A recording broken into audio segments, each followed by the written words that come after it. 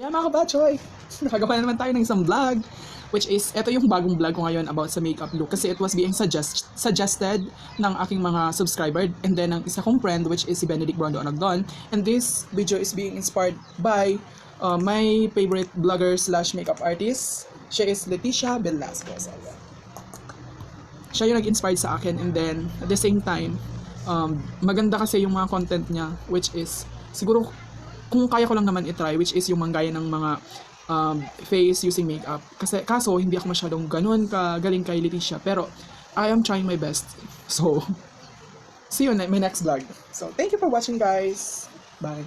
Mga kabatchoy, for today's video, ipapakita ko sa inyo kung paano gumawa or mag-makeup ng simple look for men. So, if you want to know more about that makeup, just keep on watching. Without further ado,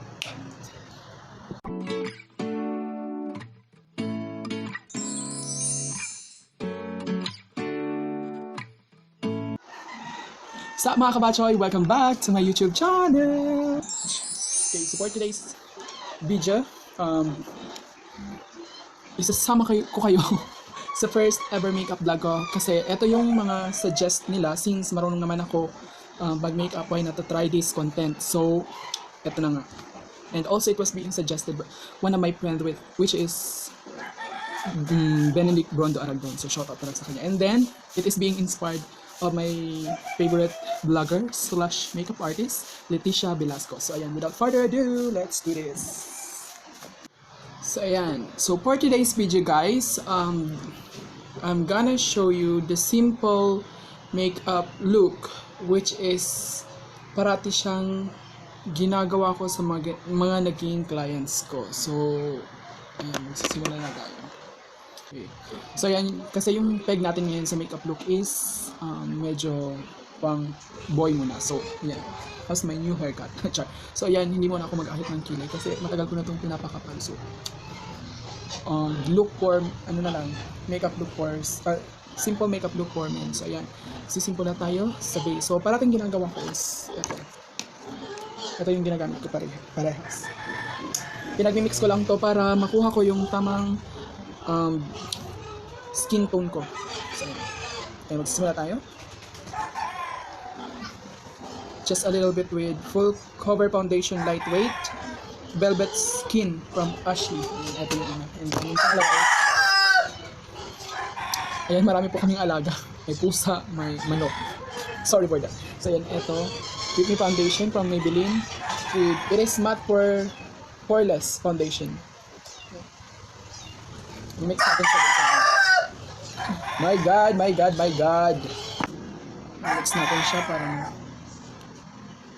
diba? Ang ganda ba siya? I-full cover lang natin sa face natin kasi ito yung pinaka-base na ginagawa natin.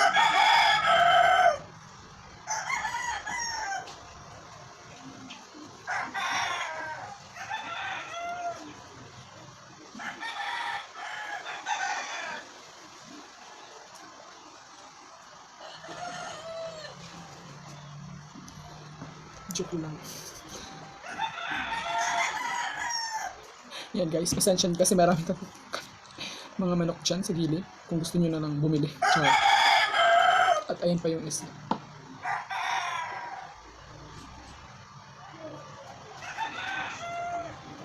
Hindi talaga sila nang ubos. But, my God. But anyway, so ayan. Ang ginagawa ko una is pina-full coverage ko siya ng liquid foundation. Kadalasan ito yung ginagawa ko sa mga clients ko kapag nagme-makeup ako. And opo, nagme-makeup po ako. Pero never expect na gano'n ako ng mga professional na makeup artist. Yung ano lang, analytic na mga makeup look. Mag-makeup po kami sa mga kasal, debuts, birthday, or even pageants, or kapag may mga events sa school.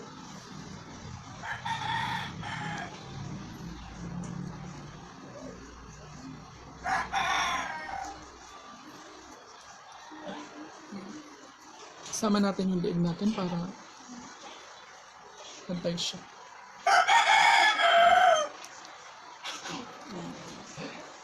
Gusto ko sa yung kamay ang ginagamit ko para mas mapantay.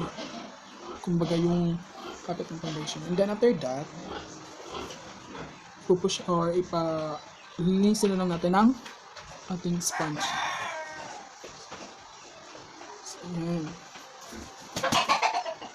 Nalok na naman tayo dyan.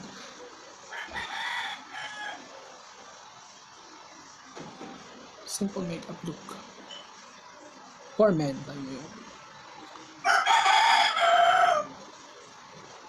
Yan, marami akong endorser ng mga manok. Yeah.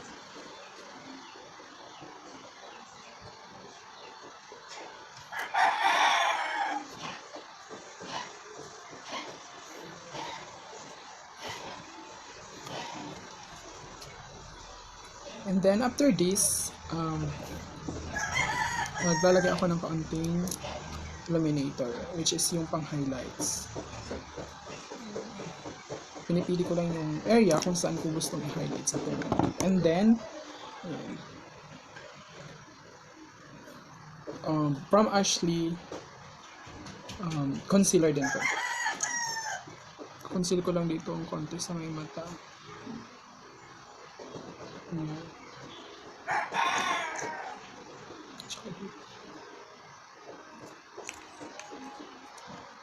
Then, i-mix natin siya. Kasama yung highlighter natin.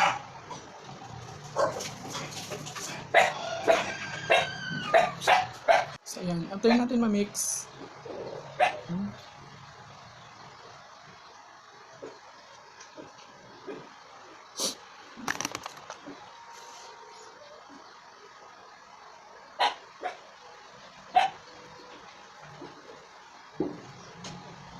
natin ma-mix is yung agad-agad yung sinusunod ko is yung foundation, which is from Fashion 21. Ayan, refill lang para mura-mura din pag may time.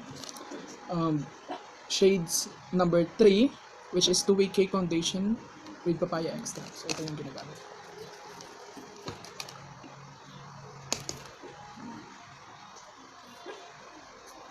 Ito yung ginagamit ko lang ng iba.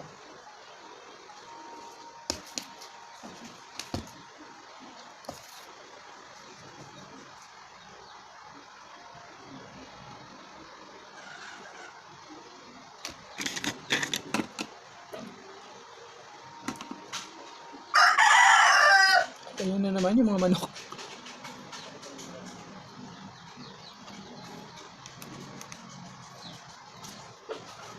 Pag na-blend na natin ng maayos,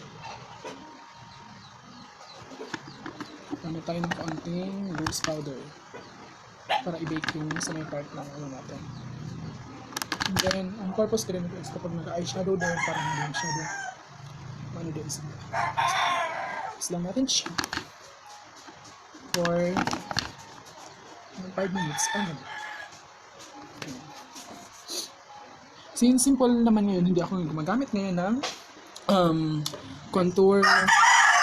Kasi kapag nagko-contour ako, parang pang ano na yun, pang pageant parang para sa akin yung contouring is sa mga simple makeup look is hindi na kailangan. So yeah, since okay na din naman yung kilay ko, brush lang natin siya. Kasi makapal na. Kumbaga sa look for simple men is tama ng ganyan kakapal lang na. Parang natural lang talaga. So, next is nag-eyeliner mo na ako.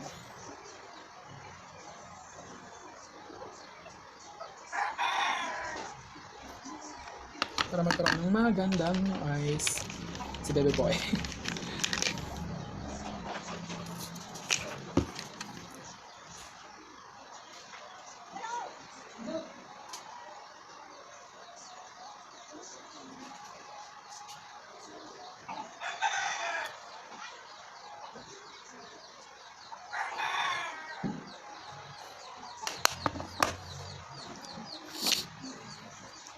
Medyo may something kasi sa mata ko kasi may pimple ako. Parang malaki sa kabila. Hindi. Malaki talaga dito yung mata. So ayan, simple ano lang ng analytic na eyes. So ayan, gagamit tayo ng isang shade lang ng foundation kasi simple boy lang naman yung natin. From Jaclyn Hill Foundation, eyeshadow palette. Gagamit tayo ng brown. Ito lang. Simple brown. My God, maraming aso, maraming manok. So, sa pagpasensya nyo guys.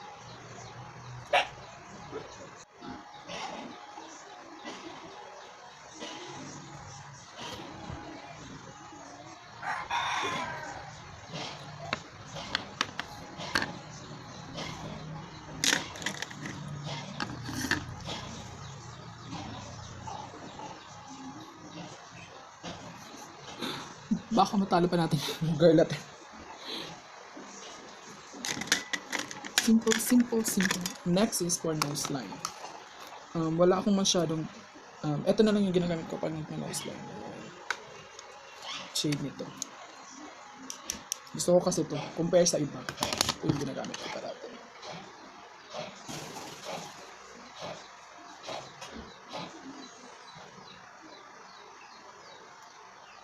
Then ginagamit ko rin ito kapag nag-eyebrows kasi maganda siya.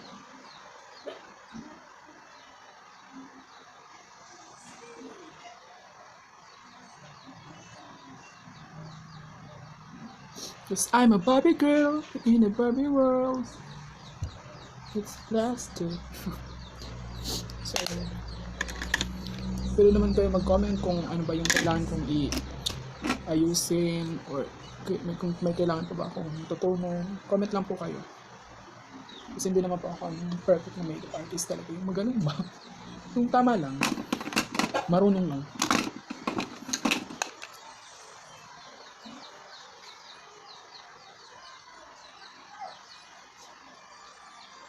So ayan, tapos na natin yung nose line ng mata, kilay, foundation. Siguro contour ko lang ng kaunti yung forehead ko kasi masyado siyang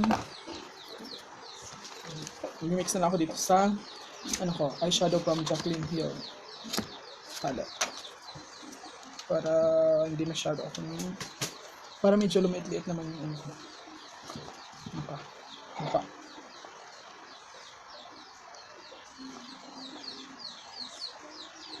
Pasensya na kasi marami kaming alaga dito sa bahay. Kung ano na yung naririnig. Siguro sa susunod, doon na ako sa kwarto ko para init kasi ngayon. So dito ako sa labas. Para medyo liit-liit ng konti yung mukha natin. Next is for eyeshadow, for the blush. Ito yung ginagamit ko sa blush. Minimix ko siya dito.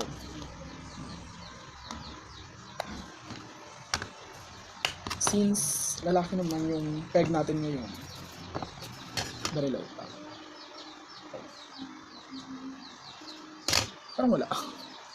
Sobrang light.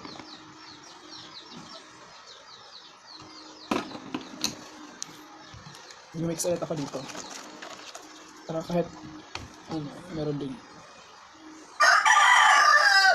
Ayan.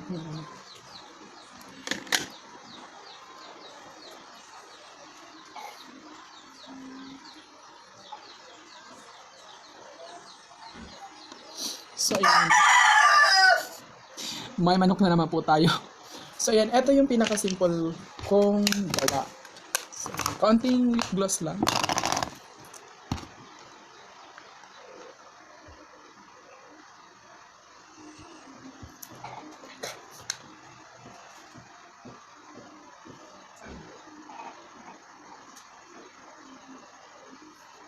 And ayan.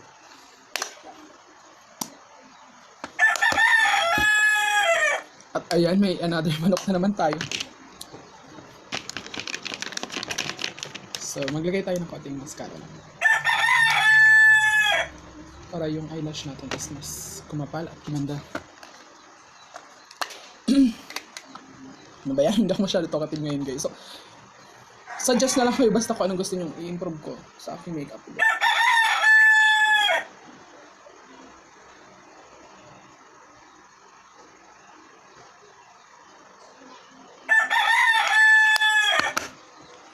ayan.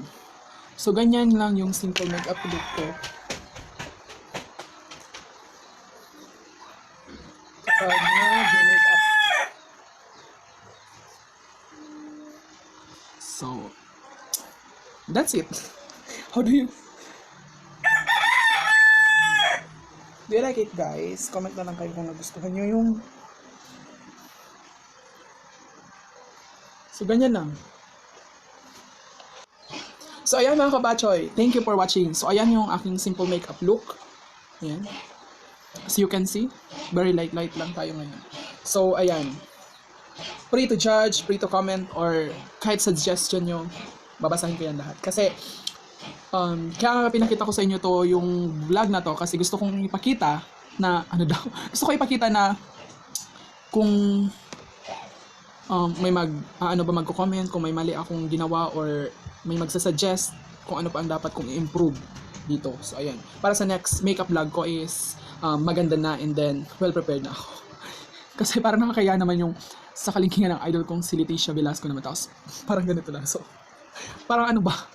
Parang sagwating na char. So ayan, another manok na naman tayo. Pasensya na guys kasi marami akong manok ngayon dito. So ayan. So siguro within 30 minutes nakapag-makeup tayo ng ganito na very simple. So ito yung ginagamit kong look sa mga events na halimbawa graduation or kapag entrance kasi is yung heavy makeup look yung ginagamit ko. So, ayan, mga kabachoy. Thank you for watching. See you on next vlog. Don't forget to like, subscribe, and share my channel. It's your Mark Singson. Bye.